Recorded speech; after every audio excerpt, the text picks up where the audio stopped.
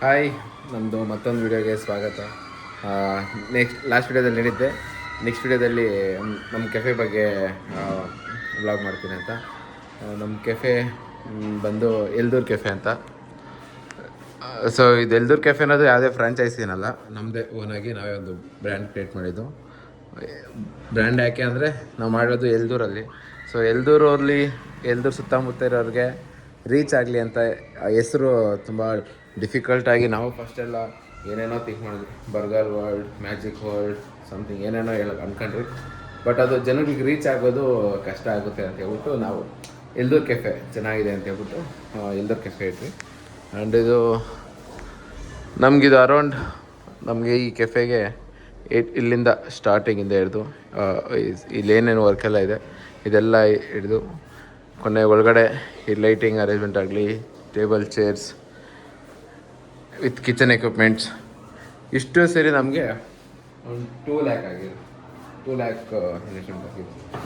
But ಏನು ಅಂದರೆ ನಮಗೆ ಇದೇ ಐಟಮಲ್ಲಿ ನಾವು ಫ್ರ್ಯಾಂಚೈಸಿ ವೈಸು ನಾವು ಈ ಐಟಮ್ಸ್ ಎಲ್ಲ ಸಿಗೋ ಫ್ರ್ಯಾಂಚೈಸಿನ ಕಾಂಟ್ಯಾಕ್ಟ್ ಮಾಡಿದಾಗ ಇದಕ್ಕೆ ಇಲ್ಲಿ ಬಂದು ಅವ್ರು ಹೇಳಿದ್ದು 5 lakh ಇಡೋದು, 5 ಲಕ್ಷ ಆಗುತ್ತೆ.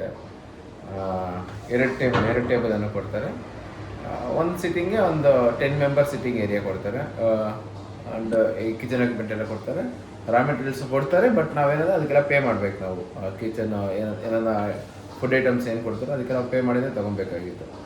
ಆ್ಯಂಡ್ ಫುಡ್ ಟ್ರೈನಿಂಗ್ ಹೇಳಿದ್ರು. ಬಟ್ 5 lakh ಹೇಳಿದರು. ಬಟ್ ಅದರಲ್ಲಿ ಇಷ್ಟು ಇಲ್ಲ ಮೆನು ಐಟಮಲ್ಲಿ. ಇದರಲ್ಲಿ ನಮ್ಮದ್ರಲ್ಲಿ 50% ಅಷ್ಟೇ ಇದೆ. 5 lakh ಹೇಳಿದ್ರು. ಅದಕ್ಕೋಸ್ಕರ ನಾವು ರಿಜೆಕ್ಟ್ ಮಾಡಿ ನಾವೇ ರಿಸರ್ಚ್ ಮಾಡಿ ಫುಡ್ ಐಟಮ್ ಟ್ರೈ ಮಾಡಿ ಅದು ಬೇರೆ ನಮ್ಮ ಫ್ರೆಂಡ್ ಒಂದು ಕೆಫೆದಲ್ಲಿ ವರ್ಕ್ ಮಾಡಿದ್ದೆ. ಒಂದು 15 ಡೇಸ್ವರೆಗೂ ನಮ್ಮ ಫ್ರೆಂಡ್ ಕೆಫೆ ವರ್ಕ್ ಮಾಡಿದ್ದೆ.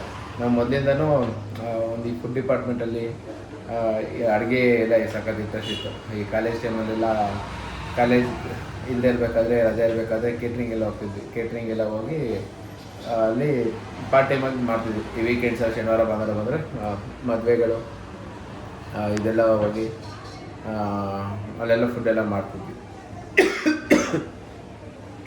ಅದರಿಂದ ಇಂಟ್ರೆಸ್ಟ್ ಇತ್ತು.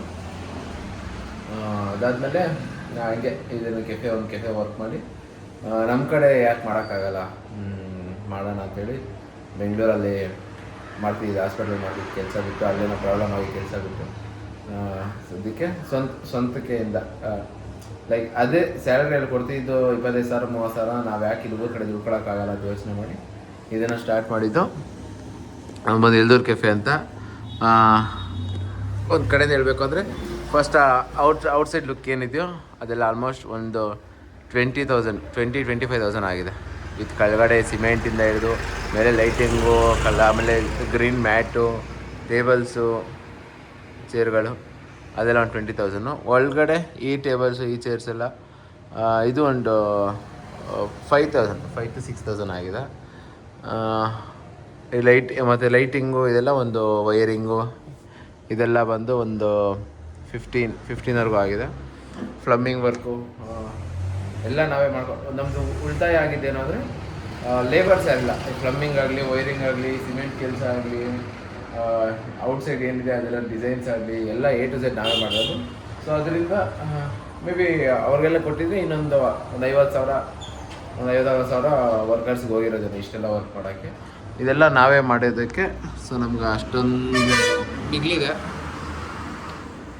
ಸೊ ಯಾರಾದರೂ ಕೆಫೆ ಮಾಡಬೇಕು, ಸ್ವಂತವಾಗಿ ಕೆಫೆ ಮಾಡಬೇಕು ಅಂತಿರೋರು ಅವ್ರಿಗೇನು ಹೇಳೋದಂದರೆ, ಫ್ರ್ಯಾಂಚೈಸಿ ನಿಮಗೆ ಮಾರ್ಕೆಟಿಂಗು ಮಾಡೋಕ್ಕೆ ಕಷ್ಟ, ಓನಾಗಿ ಕಲಿಯೋಕ್ಕೆ ಕಷ್ಟ, ಈ ಫುಡ್ ಮೆಟೀರಿಯಲ್ಸ್ ಎಲ್ಲ ಮಾಡೋಕ್ಕೆ ಕಷ್ಟ ಅನ್ನಂಗಿದ್ರೆ ಫ್ರ್ಯಾಂಚೈಸಿ ಹೋಗಿ. ಬಟ್ ಅಷ್ಟೊಂದು ಇಂಟ್ರೆಸ್ಟು ಕೆಫೆ ಮಾಡಬೇಕು ಅಂತ ಇಂಟ್ರೆಸ್ಟ್ ಇರೋರು ಇದನ್ನು ಓನಾಗಿ ಮಾಡೋದು ಕಲಿಬೋದು. ಯೂಟ್ಯೂಬ್ ಇದೆ. ಆಲ್ಮೋಸ್ಟ್ ನಾನೆಲ್ಲ ಎಕ್ಸ್ಟ್ರಾ ಐಟಮ್ಸ್ ಏನೇನು ಮಾಡ್ತಿದ್ದೀನಿ ಎಲ್ಲ ಯೂಟ್ಯೂಬಲ್ಲಿ. ಫ್ರೈಡ್ ಚಿಕನ್ ಆಗ್ಬೋದು, ರೋಲ್ಸ್ ಆಗ್ಬೋದು, ಇನ್ನು ಏನಿದೆ ಮಿಲ್ಕ್ ಶೇಕ್ಸ್ ಎಲ್ಲ ಇವೆಲ್ಲ ನಾನು ಬರೀ ಯೂಟ್ಯೂಬಲ್ಲಿ ನೋಡಿನೇ ಮಾಡಿ ಮನೇಲಿ ಮಾಡಿಕೊಟ್ಟು ನಮ್ಮ ಅಣ್ಣವ್ರಿಗೆಲ್ಲ ಮಾಡಿಕೊಟ್ಟು ಅವ್ರು ಓಕೆ ಹೇಳಿದ್ಮೇಲೆ ಆಮೇಲೆ ನಾನು ಇಲ್ಲಿ ಕೆಫೆದಲ್ಲಿ ನಾನು ಸ್ಟಾರ್ಟ್ ಮಾಡಿದ್ದೆ. 1 ನಿಮಿಷ ಇಲ್ಲಿಗೆ ಕಸ್ಟಮರ್ ಬರ್ತಿದ್ದಾರೆ.